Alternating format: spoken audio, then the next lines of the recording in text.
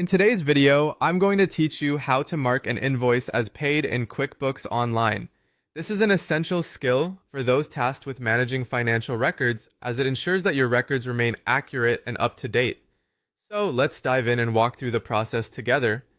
First, you'll need to access QuickBooks Online. If you haven't signed up yet, take a moment to do so.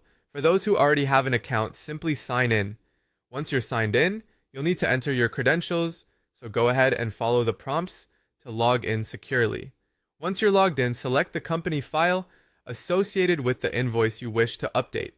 Now, head over to the QuickBooks dashboard, which is the central hub for all your account activities. In the navigation bar on your left, you'll see an option labeled Sales. Click on that, and you'll find a subsection called Invoices.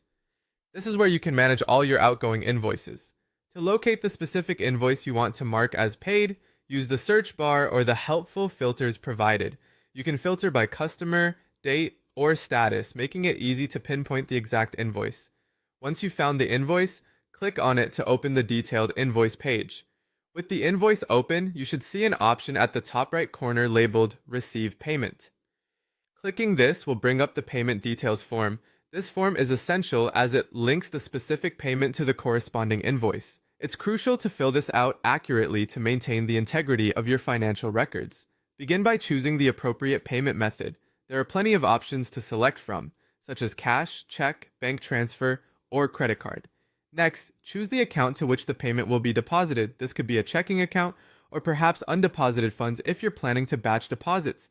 Don't forget to enter the payment date and any applicable reference number, which is often useful for tracking purposes. Once you've double-checked the information, go ahead and click Record and Close.